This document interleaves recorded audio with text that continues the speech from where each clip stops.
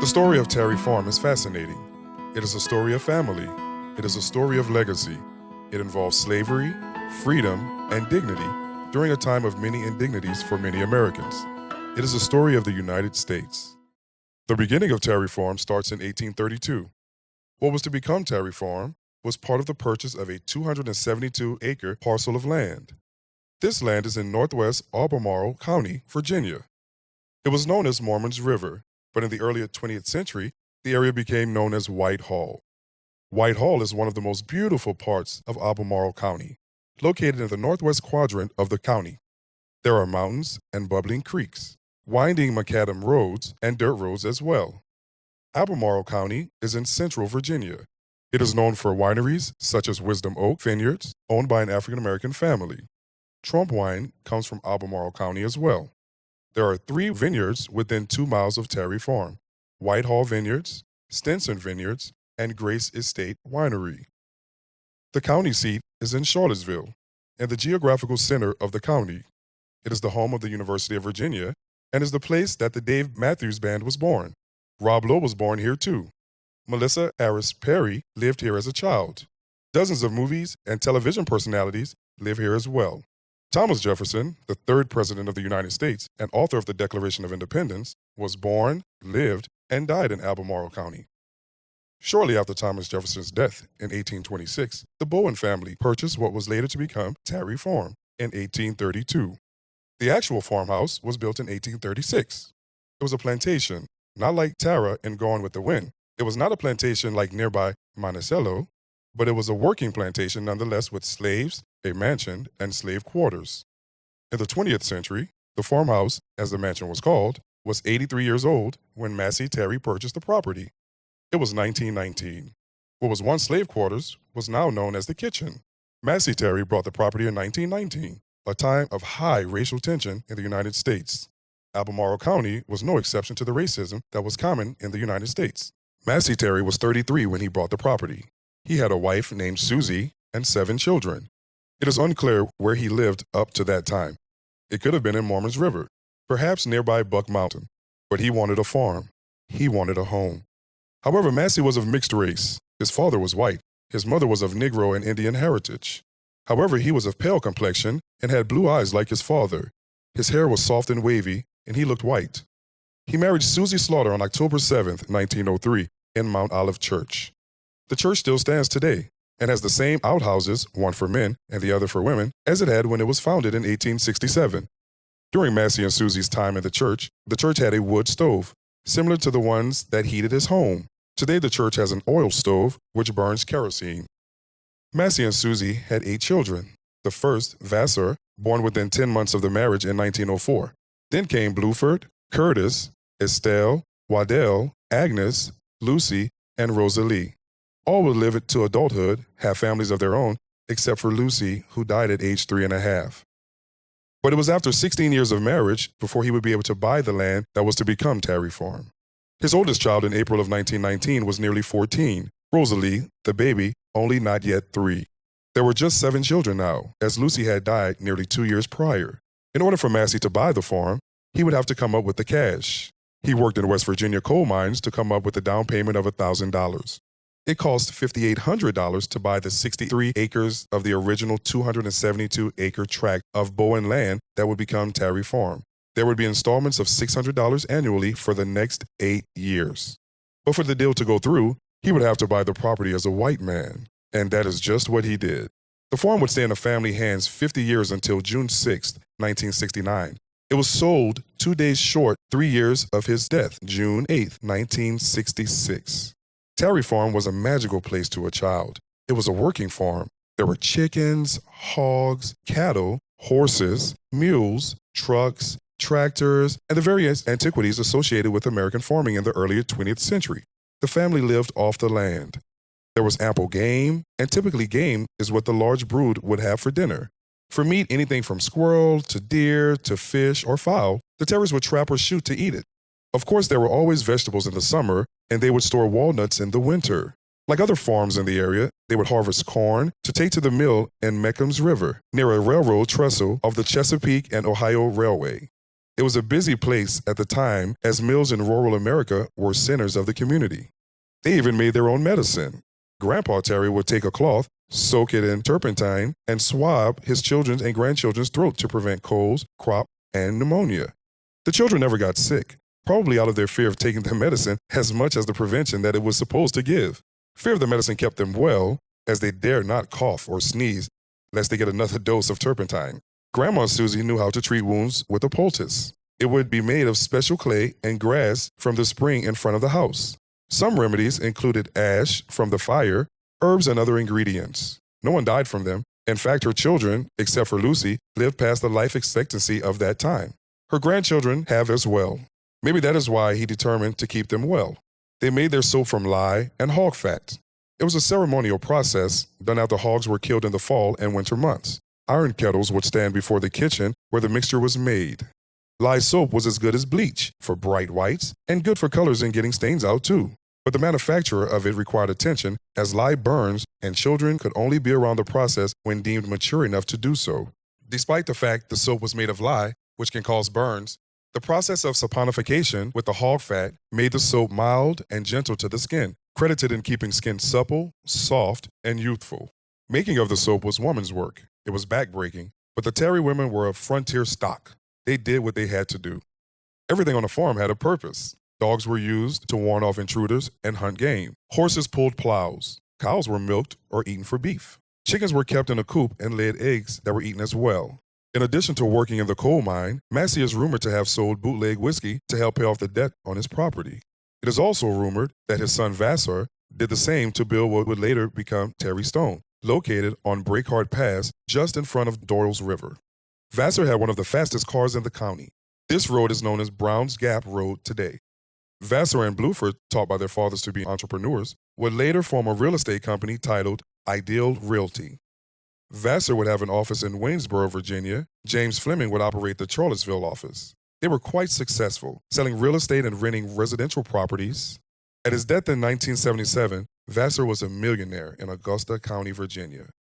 In the United States, particularly in the 20th century, identity was racially and gender-based. Men and women lived specific gender roles. And despite the Declaration of Independence, slavery existed another 89 years. White men were superior to men of color. From the 14th Amendment to this day, equal protection did not declare men were equal, only that men would have equal protection under the law. Of course, with Plessy versus Ferguson, separate but equal facilities became law of the land in 1896. Only in the last 40 years have women and people of color had equal rights with white men.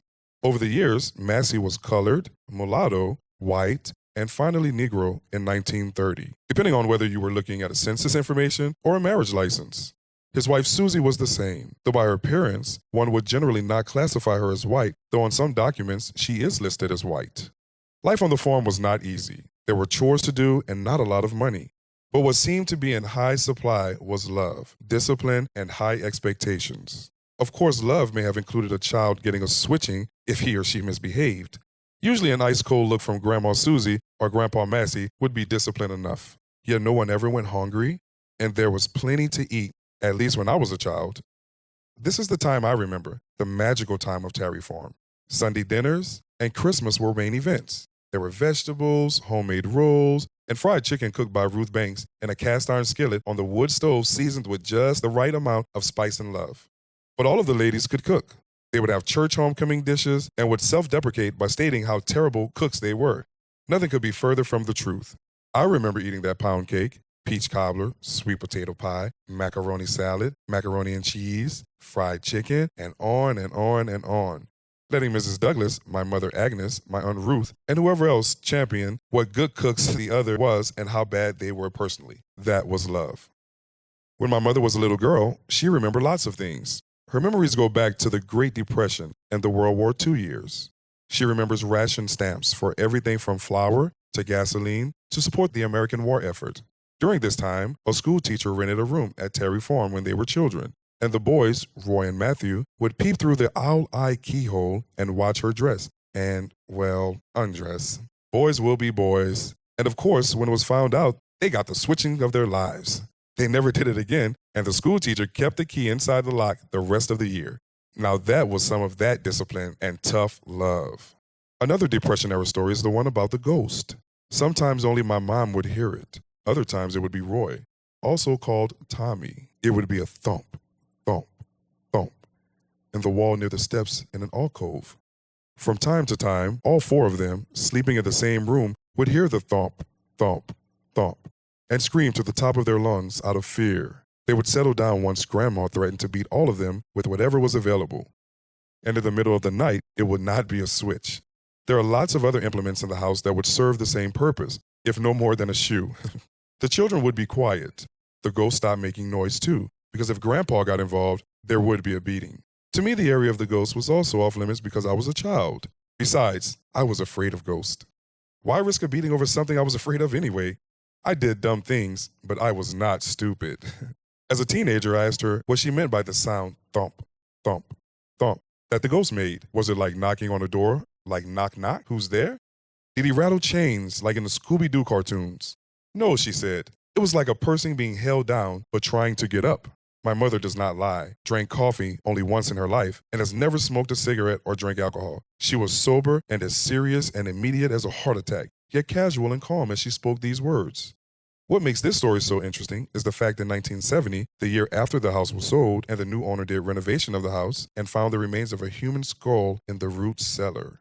We don't know how long the skull was there, but those bones had been trying to get up for perhaps 100 years by 1945 when my mother, aunt, and uncles heard him. My cousins that slept in the same room never heard him during the 50s or 60s, so I guess he gave up on trying to get up. Yep, I guess the ghost gave up the ghost.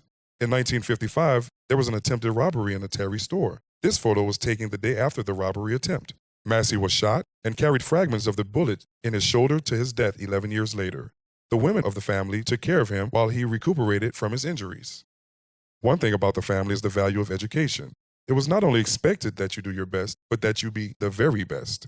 Today, the present generations are accomplished. They are teachers, attorneys, officers in the military, doctors, college professors, nurses, accountants, government civil servants, and teachers. But most of all, they are brothers, sisters, aunts, uncles, parents, and cousins. And they all love to eat and miss the good meals seasoned with love from Tarry Farm. Now, they have gotten together in the spring of 2014 to celebrate the memories of a magical place called Tarry Farm. And my name is Troy.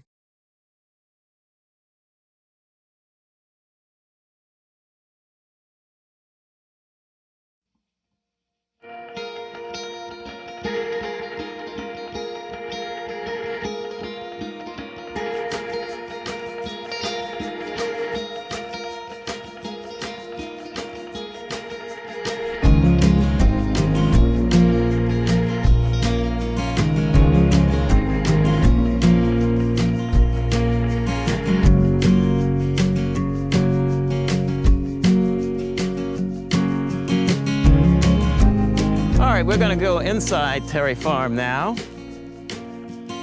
We're going to see it in a way that we've never seen it before because it's under renovation. This room is what I used to call the parlor as a child.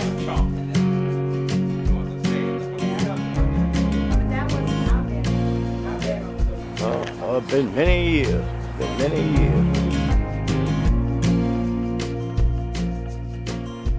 I'm Troy, and 1 week after Easter, Massie Tarry's birthday on Easter, he would have been 131 years old. We're blessed to be here today on this very special and magical place for me. This is my mother, Agnes. She grew up here, and this is Mary Scott Jonty, who is the owner of the property today, and her daughter is here as well. And Scott, as an appreciation of what you've done to allow us to come here, I have a present for you. Oh, I hope it's a picture. It's got pictures in it, and you'll be surprised. You don't have anything quite like that.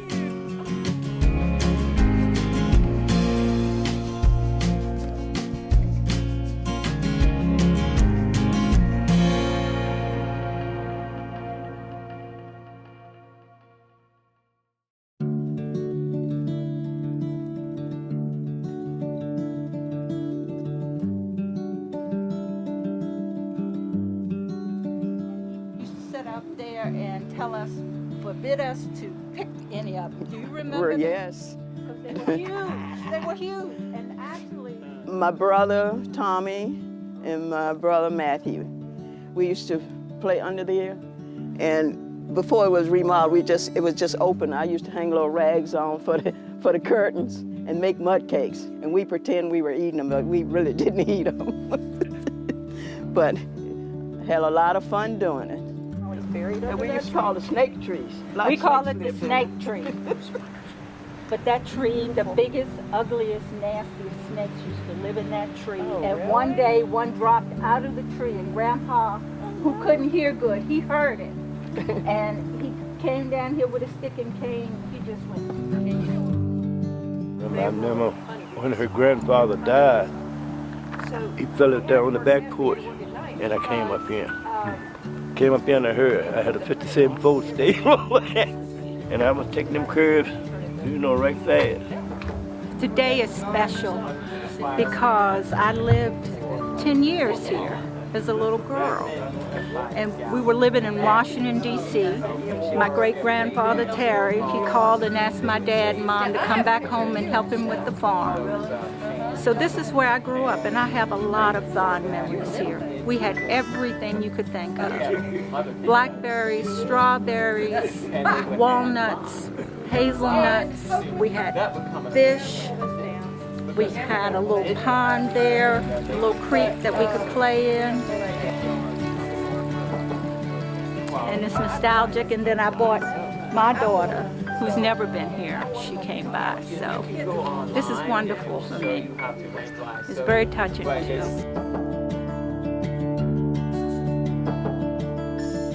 Now, what was that? That was part of the corn house. You don't remember that part of the barn, but all that fell. The barn was back up further, and that was the corn house where Grandpa kept corn in. And below that used to be another shed that he kept, like farming equipment and stuff in. It was a good growing up. I see that. Horses, cows, pigs, geese. I had my own little set of Bantam hens that I raised for Grandpa. So I have a lot of fond memories of being here. Oh, it's pretty neat to be able to see where, how my family acquired this. It's kind of a big deal, especially back then.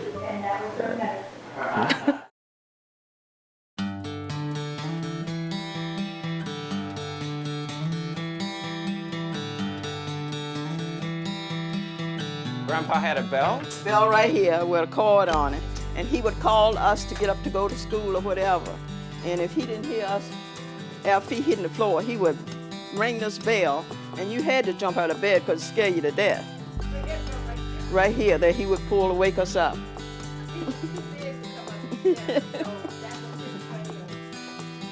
Making us get out. So it probably was around January 18th, 1953. That's the day you got married. Not before. One I used to stoke at night to keep my bedroom. Yeah, that's And that's the little vent that That's the transit we used to stand on to get dressed in the morning.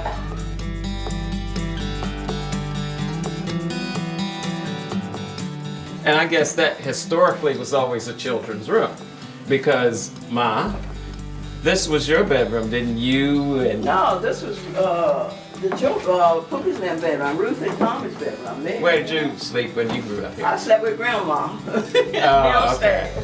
All the teachers that taught at school, my grandmother had them to stay here for the whole year until summer, and then they went back to And their where did home. they teach? I'll tell you about A little schoolhouse down here. Sugar Hall? No. Going up to White Hall. Oh, yeah. They done made a house out of it now. Yeah, that's where we thought the ghost hung out. Is that not In the attic? Yes, right up above our bedroom.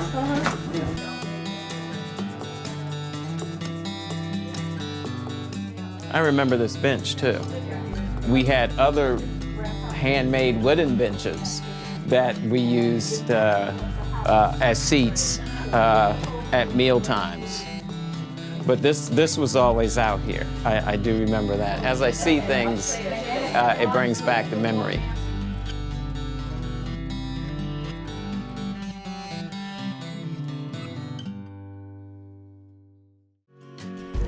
T had a BB gun. He lived in the city. He couldn't shoot the BB gun in the city of Charlottesville, so he would come out here and shoot it. And I remember he started shooting like rocks. Yes. And then cans. Yes. And then he was looking up in the tree and there was a bird. Yes. And he shot the bird. And I was like, wow, that's so cool. And it was you, Thomasine, and Rhonda. All of them screamed at one time because this bird got shot. And so like I started crying because they're screaming. And then I don't know, it probably was Thomasine ran up to the house and told Aunt Ruth and Mom and Aunt May. And T was scared to death that he was gonna get a beating. But see, that's part of the magic of Terry Farm. This man that we're talking about went on into the military to be a colonel in the U.S. Army. And what he does for a living now is run a funeral home. So he knew how to shoot and he knew how to do a burial. Of course, the burial skills have gotten better now because that following week we came up here, the little bird that was in the shoebox, I could see it had come up from the next rain, risen from the grave. Wow. But he does much better work now, I guarantee. Yeah. Thomasine and Rhonda used to have little sharpshooting things where they would try and they wouldn't try and hit the birds, but they would shoot at the birds. Right. And she had a little pistol and a little BB gun, and she'd go. She and Rhonda shooting at the birds.